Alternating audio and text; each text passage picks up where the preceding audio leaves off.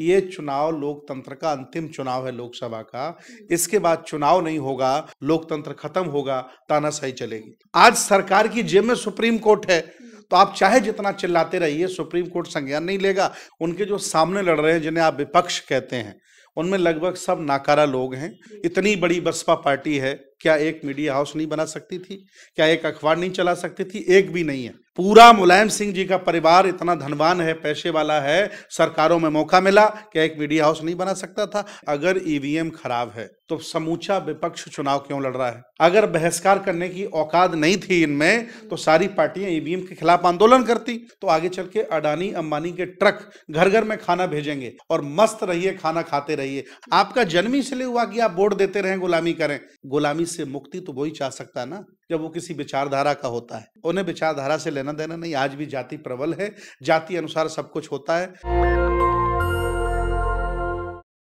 नमस्कार, मैं निधि रतन और आप देख रहे हैं नेशनल दस्तक। 24 का चुनाव नजदीक है, लेकिन सड़कों पर जब आप देखेंगे तो जनता इतनी परेशान है, कभी ईवीएम के मुद्दे को लेके, महंगाई बेरोजगारी के मुद्दे को लेके, और युवाओं का लगातार धरना प्रदर्शन जारी है। यूपी की राजधानी लखनऊ में 69,000 शिक्षक भर्ती को लेके युवा जो है 500 से भी ज्यादा दिन हो गया धरना दे रहे हैं। देश के हालात बदतर होते जा रहे हैं, लेकिन देश की सरकार कह रही है कि अब की बार मोदी सरकार, वो भी 400 के पार। इस पर बातचीत करेंगे। मेरे साथ हैं खास मेहमान भिक्खु सुमित रतन। उनसे जानेंगे कि 400 के पार दावा करने वाली सरकार क्या वाकई में 24 में आने वाली है।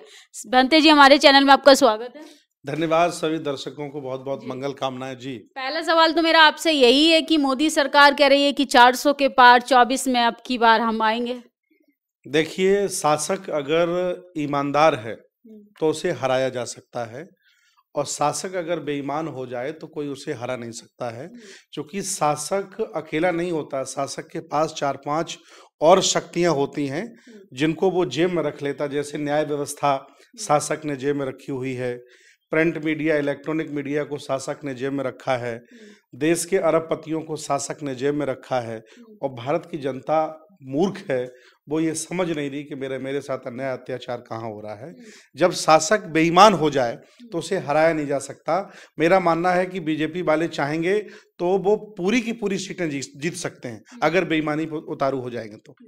मतलब आप बेईमानी की बात कर रहे हो। तमाम लोगों से, विपक्षी विचारधारा वाले लोगों से अगर बातचीत करते हैं तो वो यही बोलते हैं कि बेईमानी से बीजेपी जीत रही है, जबकि धरातल पे देखेंगे तो मंदिर दे दिया, मंदिर के मुद्दे पे वो सत्ता में आई थी तो मंदिर दिया बना के।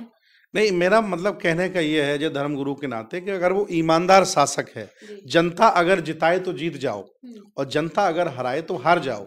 लेकिन शासक इस स्थिति में खड़ा हो गया है कि मुझे कुछ भी करना पड़े, मुझे जीतना है। ऐसी स्थिति में देश भारत का शासक जीतेगा, उसे कोई नहीं हरा सकता। ये तो आप कह रहे हैं कि शासक जो है वो जीतने के लिए कुछ भी कर सकता है, सत्ता को बरकरार रखने के लिए, लेकिन मीडिया और अखबार तो कह रहा है कि मोदी जी वाकई में काम कर रहे हैं, 10 सालों में उन्होंने काम किया है, इसीलिए वो सत्ता में 24 में फिर से आएंगे। देखिए, पूरा अखबार, पूरी टीवी, लगभग 150-60 चैनल हैं, सब उनकी जेब में रखे हुए हैं, सब उनके लिए काम करते हैं, तो उनका वो गुणगान करेंगे। अब सोशल मीडिया के कुछ यूट्यूबर्स हैं जो कम से कम सच्चाई बोलते हैं, उनके ऊपर भी ये लोग आरी चलाने का प्रयास करते हैं। तो पूरा एक्चुअली ये जो भारत है ना, आदरणीय निधि जी, ये पूरा भारत जो है ये रसिया और चाइना की तरफ जा रहा है। मैं बौद्ध भिक्षु हूँ, हालांकि ये सब मुझे बातें नहीं करनी चाहिए, लेकिन मुझे जो लग रहा है, ये चुनाव लोकतंत्र का अंतिम चुनाव है लोकसभा का। इसके बाद चुनाव नहीं होगा, क्योंकि मोदी जी कहेंगे चुनाव में बहुत पैसा खर्च होता है और 60-70% जनता मुझे अपना शासक मानती है, लिहाजा यहाँ रसिया और चाइना के कल्चर पर सरकारें चलेंगी, लोकतंत्र धराशायी हो जाएगा। अगर ऐसा होता है तो इसमें 100% आबादी हक वंचित असहाय कमजोर लोगों की है, जिन्हें लोकतंत्र में बीडीसी से लेकर के प्रमुख एमपी, एमएलए, मंत्री, मुख्यमंत्री बनने का मौका मिला, उनका 00 हो जाएगा, कुछ नहीं बन पाएंगे। उन्हें चपरासी से लेकर जो डीएम बनने का मौका मिला वो भी बंद हो जाएगा। अर्थात कह सकते हैं कि 100% जो आबादी है भारत की, जिसे जो लाभ मिला था लोकतंत्र 75% जो 75 साल की आज़ादी में, वो सब धराशायी हो जाएगा। और ये भारत अब चाइना और रशिया की तर्ज पर जा रहा है, लोकतंत्र खत्म होगा, तानाशाही चलेगी। अब भारत को कंपैरिजन कर रहे हैं कि सरकार दोबारा से आती तो चाइना रशिया जैसी हालात हो जाएंगे, तो विपक्ष क्या तैयारी कर रहा है? इंडिया गठबंधन की तैयारी भी तो कुछ होगी, बहुजन नेताओं की भी तो कुछ तैयारी होगी। अगर आपको डिक्टेटरशिप से बचाना है देश को, तो आपकी क्या रणनीति है? देखिए, आज जो बीजेपी जहां पर पहुंची है उसमें उनका बहुत बड़ा योगदान नहीं है। उनके जो सामने लड़ रहे हैं, जिन्हें आप विपक्ष कहते हैं, उनमें लगभग सब नाकारा लोग हैं। उन्होंने कभी भी ज्ञानवान, विद्वान और रणनीतिकार व्यक्ति को तवज्जो नहीं दिया, मूर्खों की जमात इकट्ठा की, इसीलिए वो पार्टियां खत्म हो रही हैं और उन्होंने अपनी विचारधारा से समझौता कर लिया है।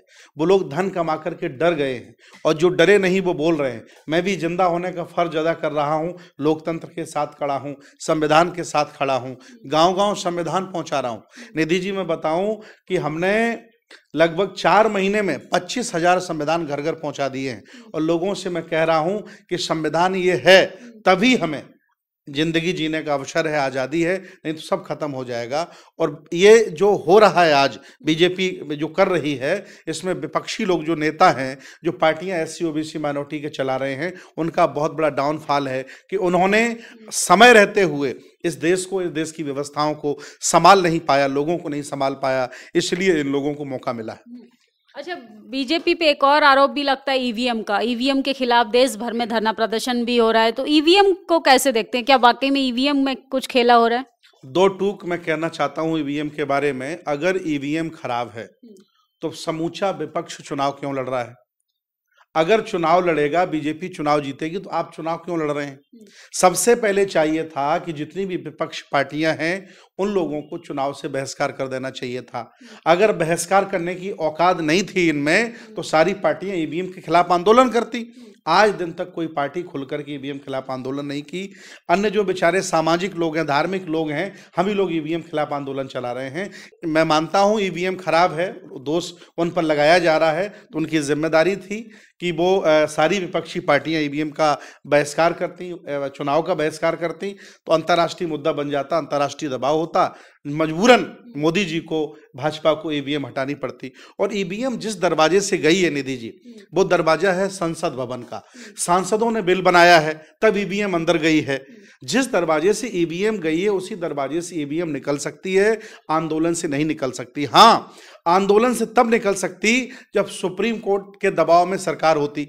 आज सरकार की जेब में सुप्रीम कोर्ट है, तो आप चाहे जितना चिल्लाते रहिए, सुप्रीम कोर्ट संज्ञान नहीं लेगा, कोई संज्ञान नहीं लेगा, कुछ होने वाला नहीं है। अब तो एक ही मार्ग बचा है आदरणीय निधि जी, वो जन क्रांति का मार्ग बचा है, जैसे श्रीलंका में हुआ है। मैं चाहता हूं कि गांव-गांव से, शहर-शहर से, नगर-नगर से, पूरे भारत के सभी जनपदों से करोड़ों लोग दिल्ली कूच करें, और या तो तानाशाह दिल्ली छोड़ करके भाग जाएगा, या तो लोकतंत्र और संविधान बदलने की बात करना बंद कर देगा। दिल्ली कूच की आप बात कर रहे हैं, किसान लगातार दिल्ली आना चाहते हैं, एक तरीके से सरकार को बदनाम करने की कोशिश हो रही है। जैसे जैसे चुनाव नजदीक आता है, जनता सड़कों पर आ जाती है। देखिए, अब तक जितने भी आंदोलन हुए, अगर जनता ने किए तो वो सफल हुए। जैसे किसान आंदोलन सफल हुआ, SC ST के खिलाफ आंदोलन सफल हुआ। इसके अलावा जितने भी आंदोलन हुए, या किसी एक व्यक्ति ने किया, एक संगठन ने किए, ये संगठन और व्यक्ति इनको नहीं हरा सकता। इनको एक बहुत बड़ी आबादी, 100 करोड़ की आबादी है, जो हक वंचित है, असहाय है, कमजोर है। जब तक वो घरों से नहीं निकलेगी हाथ में डंडा लेकर दिल्ली की तरफ कूच करेगी, तब तक कुछ होने वाला नहीं है। तो क्या जन आंदोलन की कैसे तैयारी हो सकती है? क्या रोड मैप है? एज अ धम्म गुरु आपके पास, आप पूरी देश भर में घूमते हैं, तो लोगों के अंदर जागरूकता तो बढ़ रही है समय के अकॉर्डिंग देखे, लेकिन कहीं ना कहीं राजनीतिक रूप से वो पीछे होते जा रहे हैं। देखिए, जन आंदोलन के लिए बहुत कुछ करना नहीं है।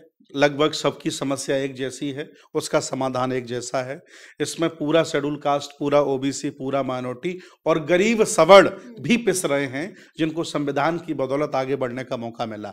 उन गरीब ब्राह्मणों के घरों में, गरीब ठाकुरों के घरों में, गरीब बनियाओं के घर में भी IAS PCS जज पैदा हुए हैं, क्योंकि लोकतंत्र भारत में है। अगर ऐसा नहीं होता तो वो भी मिट्टी में मिल गए होते, किसी काम के नहीं होते। मेरा आह्वान है कि 3 महीने अभी बचे हैं।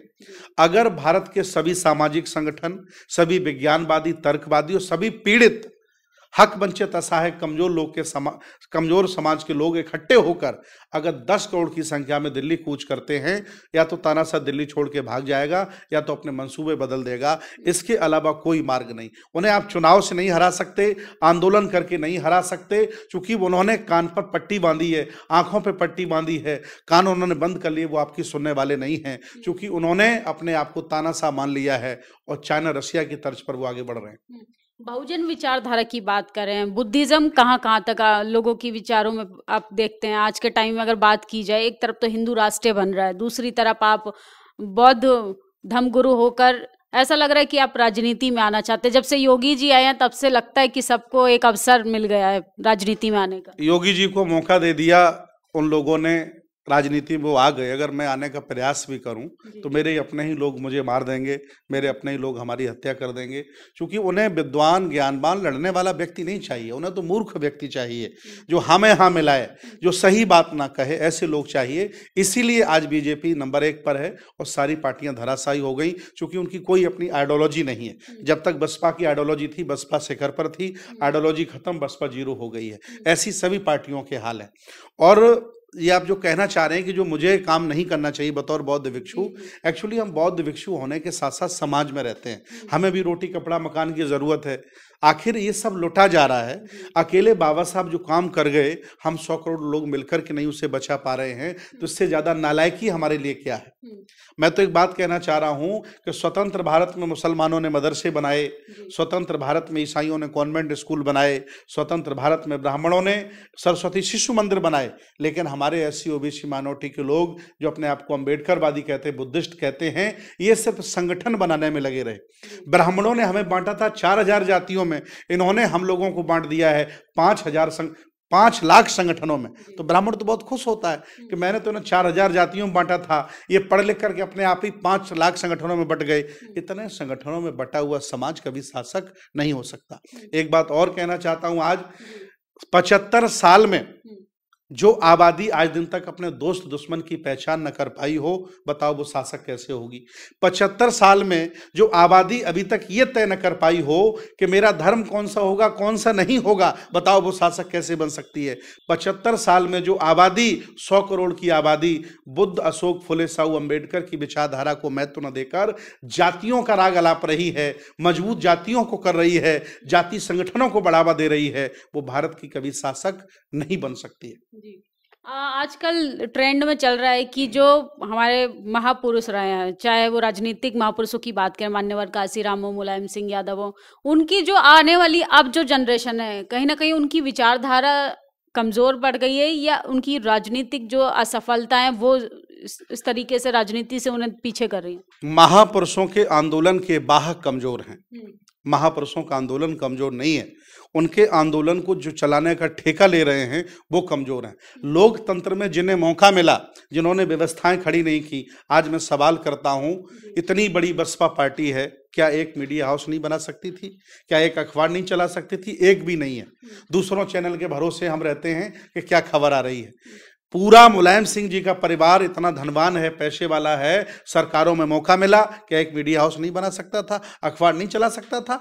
बीजेपी को दोष देते हैं, उन्होंने व्यवस्थाएं खड़ी की, साधन संसाधन बनाए, देश पर वो नहीं कब्जा करेंगे तो आप करोगे क्या? इसलिए मैं कह रहा हूं कि आज भी मौका है कि इकट्ठे होकर के जन क्रांति कर लें, जिसमें सब लोगों का साथ लिया जाए, तो ये देश और आने वाली पीढ़ी बच सकती है। न तैयार हो जाए, रशिया और चाइना की तर्ज पर भारत जा रहा है और सब लोगों का पतन होगा। किसान आंदोलन अभी शुरू होने वाला है, लगातार टीवी अखबार कह रहा है कि ये खालिस्तानी आतंकवादी है, मर्सिडीज ऑडी में आकर प्रदर्शन कर रहे हैं, ये किसान नहीं हो सकते हैं। इस तरीके की प्रोपेगेंडा को आप क्या समझते हैं? मीडिया प्रोपेगेंडा कर रहा है या जो किसान बनकर बॉर्डरों पर इकट्ठा हो रहे हैं वो प्रोपेगेंडा कर रहे हैं? देखिए, किसान अन्नदाता है और भारत में किसान बहुत ज्यादा है। आज भी यहाँ के करोड़ों लोग खेती पर निर्भर हैं, अपना जीवन चलाते हैं, खेती फसल करते हैं, मजदूरी करते हैं। पिछली बार भी हमने किसानों का साथ दिया था, अब की बार भी मैं किसानों का साथ दूंगा, इसलिए कि हर फैक्ट्री में बनने वाला प्रोडक्ट उसका मालिक उसकी एमआरपी तय करता है, लेकिन किसान अपने हाथों से फसल पैदा करता है, उसका मूल्य खुद तय नहीं करता, सरकार तय करती है। और वो सरकार जो मूल्य तय करती है उसकी गारंटी भी नहीं दे सकती है, जिससे हम एमएसपी कहते हैं। इसलिए मैं किसानों के साथ खड़ा हूं। सारी जितने भी प्रोडक्ट हम यूज करते हैं सब उनकी एमआरपी उनके मालिक तय करते हैं, फैक्ट्री मालिक तय करते हैं, लेकिन किसानों का मूल्य सरकार तय करती है, लेकिन उसकी गारंटी भी नहीं हो पाती है। सरकार गारंटी क्यों नहीं दे रही, मैं आपको बताना चाहता हूं। अडानी जी ने लगभग भारत में 140 वेयर हाउस बना दिए हैं। ये सस्ते रेट करके फसल को खरीद करके भंडारण करते हैं और फिर महंगा करके बेचते हैं, अर्थात कई हजार अरब का फायदा अडानी इस एमएसपी न होने की वजह से कमाता है। किसान इस बात को जान गया है, इसलिए वो रेट की गारंटी चाहता है। ये उनकी बाजी मांग है, हम लोग उनके साथ खड़े हैं और जब तक उनके साथ खड़े रहेंगे जब तक एमएसपी की गारंटी नहीं मिल जाती। आप मोदी की गारंटी की बात करते हैं। मोदी ने अपनी गारंटी में बोल दिया है कि विकास मतलब मोदी की गारंटी। 2047 का वो विकसित भारत बनाने की कल्पना करते हैं। आप लगातार सरकार पे इतना तंज कर रहे हैं, सरकार की विफलताओं पे बात कर रहे हैं। ईडी सीबीआई तो आपने सुना ही होगा, उसकी जांच भी बिठाई जा सकती है आपके ऊपर। मैं कभी सरकार के खिलाफ नहीं बोलता हूं, बस हक वंचित असहाय कमजोर लोग जो एमपी एमएलए बनना चाहते हैं, जो मुख्यमंत्री प्रधानमंत्री बनना चाहते हैं, वो क्यों नहीं बन पा रहे हैं ये बताता हूं, और बीजेपी क्यों आगे बढ़ रही ये बताता हूं। मैं किसी के खिलाफत नहीं करता, ना किसी की बुराई करता हूं। बौद्ध भिक्षु हूं, सत्य कहता हूं। अगर जो समझ लेगा उसका फायदा लेगा, जो नहीं समझेगा वो गुलामी करेगा। चुनाव नजदीक आने को है, यूथ जो है वो धर्म का डंडा और झंडा लेकर सड़कों पर आ रहा है, तो क्या कहना चाहेंगे यूथ को? आखिरी सवाल है कि देश की जनता को और तमाम युवाओं को क्या कहना चाहेंगे, क्योंकि युवा ही निर्धारित करते हैं देश का भविष्य। देखिए, युवाओं की कहानी तो इस समय ये है, उनके पेट में खाना और मोबाइल में डाटा हो, उन्हें किसी भी रोजगार की जरूरत नहीं है। ये बात बीजेपी के लोग जानते हैं, इसलिए डाटा खूब पर्याप्त सबके मोबाइल में, एंड्रॉयड मोबाइल में है, और खाने की व्यवस्था इन्होंने कर दी है। अगर बीजेपी सरकार अगर खाने से इनका मन नहीं भर रहा है, मतलब जो अनाज दिया जा रहा है, अगर गरीब उससे संतुष्ट नहीं होंगे, तो आगे चल के अडानी अंबानी के ट्रक घर घर में खाना भेजेंगे। जैसे आपके घर में अखबार फेंक के दिया जाता है, वैसे खाना का पैकेट आपके घर में आएगा, आपको दिया जाएगा, और मस्त रहिए, खाना खाते रहिए। आपको करना ही क्या है? आप तो खाना खाने के लिए पैदा हुए। आपका जन्म इसलिए हुआ कि आप वोट देते रहें, गुलामी करें। गुलामी से मुक्ति तो वही चाह सकता है ना, जो आदमी इन गुलामी से मुक्त तभी चाह सकता है जब वो किसी विचारधारा का होता है। उन्हें विचारधारा से लेना देना नहीं। आज भी जाति प्रबल है, जाति अनुसार सब कुछ होता है। बीजेपी प्रत्याशी उतारती कोई जाति नहीं देखता, सपा बसपा प्रत्याशी उतारती सब जाति देख करके वोट डालते हैं, प्रत्याशी हार जाता है। तो ये जातियों में बटा हुआ समाज कभी भी बीजेपी से नहीं लड़ सकता। तो आप क्या देखते हैं, मतलब जाति और पार्टी दोनों को देखकर वोट देना चाहिए, या दोनों ही डिप्लोमेटिक बनती जा रही हैं, जिससे ना बहुजन समाज की राजनीति कमजोर होती जा रही है? लोग आधे जातियों में बढ़ गए, आधा पार्टियों में बढ़ गए। वोट विकास को, वोट उन्नति को और वोट विचारधारा को दिया जाता है। जब तक ये बहुजन समाज नेता को, व्यक्ति को, जाति को वोट देता रहेगा, ये कभी शासक नहीं हो सकता। बहुत बहुत शुक्रिया हमसे बातचीत करने के लिए। बहुत बहुत धन्यवाद, बहुत बहुत साधुवाद। तो ये थे विक्कू सुमित्रतन, इन्होंने तमाम मुद्दों पर अपनी बातचीत रखी। किसानों के हालात कैसे हैं ये तो आप लगातार देख ही रहे हैं। टीवी अखबार की क्या भूमिका है ये तो आप पिछले 10 सालों में जान ही चुके हैं कि देश का जो हाल बेहाल है उसमें बीजेपी तो जिम्मेदार है, लेकिन उससे कहीं ज्यादा टीवी और अखबार जिम्मेदार है। हमारी बातचीत पे आपकी क्या प्रतिक्रिया कमेंट बॉक्स में जरूर बताएं। शुक्रिया।